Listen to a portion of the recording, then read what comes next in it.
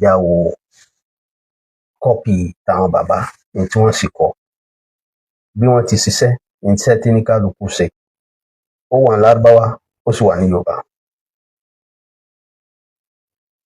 tí lárúbáwá rẹ̀ ni tí lárúbáwá rẹ̀ ẹ máa wo ẹwọ́ kan tó wà ní ẹwọ́ kan tó wà níbi ìtàn kan yorùbá yìí ó kọ onímẹ́mẹ́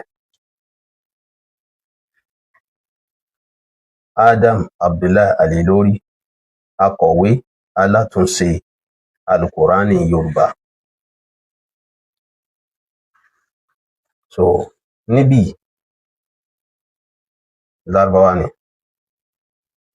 kẹmọ wo iṣẹ́ tẹ́nì kọ̀ọ̀kan ṣe o tí wọ́n kọ síbẹ̀ o táwọn kan ń jàjà àjàngbìlà wọ́n pín wọn sí ìpele mẹ́ta ìpele àkọ́kọ́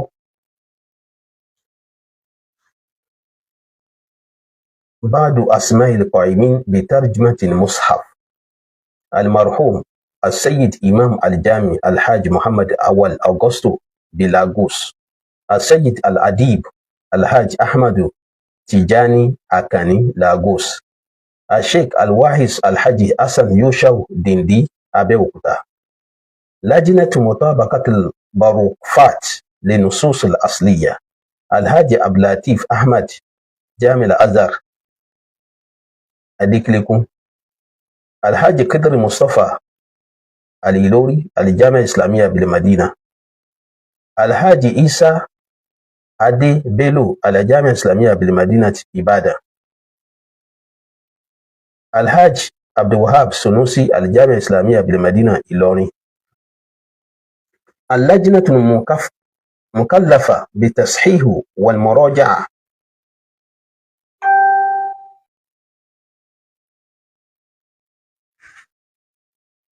فضيلة الشيخ الحاج كمال الدين الحدبي إلوري مؤسس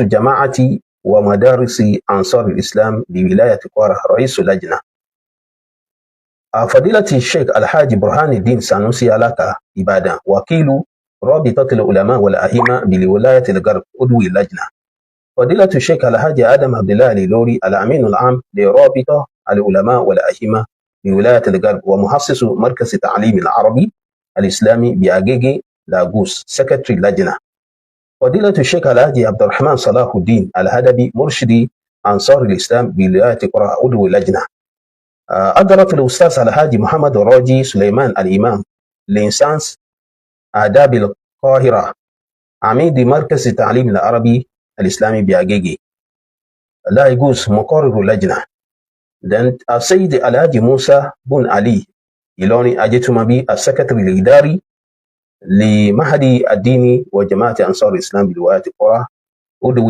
لجنة.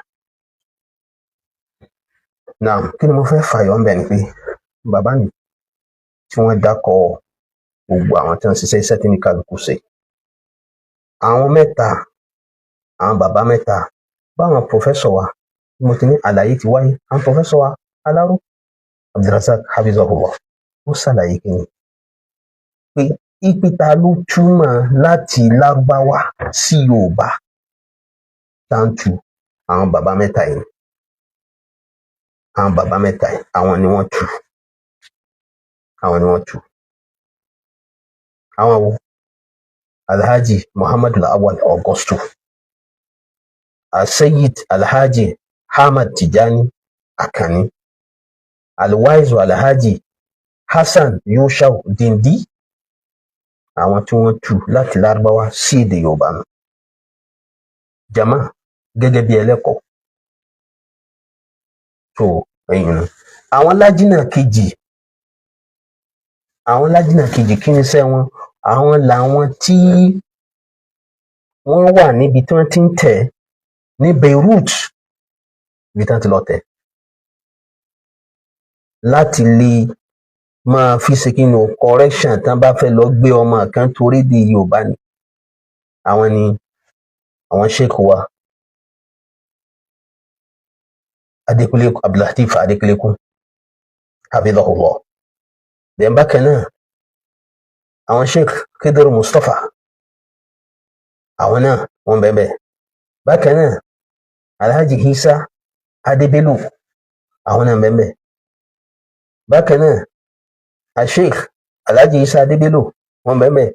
Sheikh Abdulwahab Sanusi principal mi ni wọ́n jẹ́ nígbà mo fi wà ní secondary school ní Buduare rahimahullah, Adabiya ni wọ́n. Wọ́n sì ti ń pè Sheikh Alhaji Abdulateef Adekunlekun, Adabiya ni wọ́n. Then wọ́n ti ń pè Sheikh Khidr Mustapha Markazi ni wọ́n. Bákan náà ìmọ̀ ti Alhaji Isa Adébélò. Àwọn yìí ni wọ́n ń supervise bá ti ń tẹ̀ nítorí kí ìtẹ̀kùtẹ̀ má lè ṣẹlẹ̀. Then lẹ́yìn wa àwọn lájínà mukallafa bíi tasihih wal muraja wa tadkik, àwọn ni wọn àwọn bàbá gbà.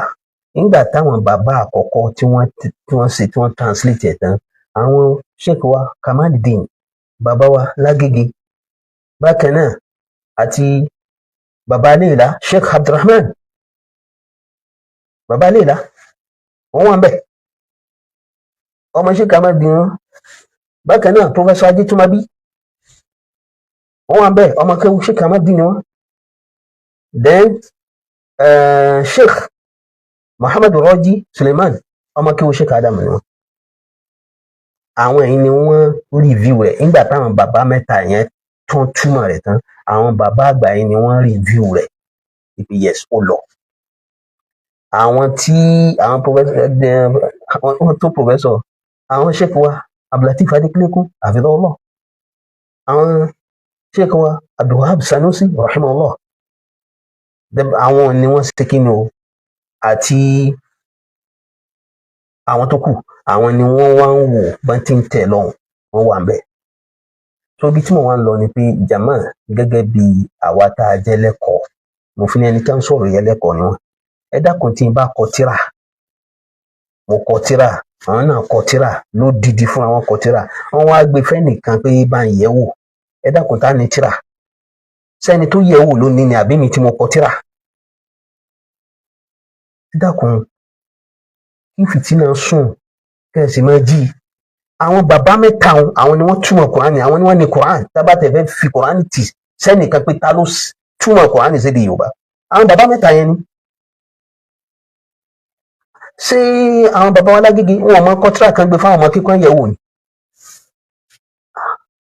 Ṣé wọn mọ kọ́tírà kan gbé fáwọn ọmọ kíkọ́ yẹ̀wò ní àwọn ọmọ tán dángájá nígbà tán bẹ láyé? Ṣé ọmọ kí òun yóò kílèmù kóun lòun ni? Àbí kí lẹ́ ń sọ tí ò dùn yìí? Àwọn kan ni wọ́n túmọ̀ Kùránì, àwọn kan wá yẹ̀ wò tá ní Kùránì. So eléyìí ọba mo fi ní kí ni n tẹ́ fẹ́ gbà níbi àjàngbìlà tẹ́ǹjà yìí.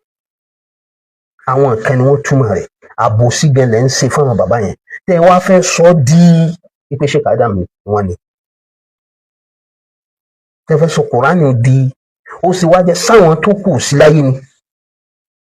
Àwọn ọmọ right claim and the right wo lẹ fẹ́ claim, àwọn olùtúmọ̀ rẹ̀ láti Lárúbáwá sí èdè Yorùbá. tó gbogbo ìgbà kẹsàn-án máa ń fa wàhálà láwùjọ tí ò nítumọ̀. wọ́n sì ń pera rẹ̀ ní dókítọ̀, kò wá mọ̀ túmọ̀ ìyàtọ̀ láàrin tàlífù àti mọ̀rọ́jà, kò mọ̀ ó sì ní rìsáàchà lòun. Àwọn ń ṣe research, wọ́n ń ṣe research, àwọn ń ṣe research ní London, àwọn ń ṣe research ní kinní kan. Research ò wá mọ̀ ìyàtọ̀ tí ń bẹ láàrin mu'allif àti mọ̀rọ́jẹ̀wò.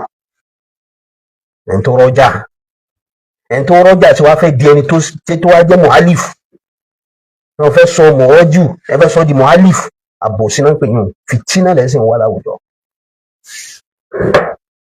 táwọn ṣe tàlífù ẹ̀ àwọn ṣe pé yín tí ń bá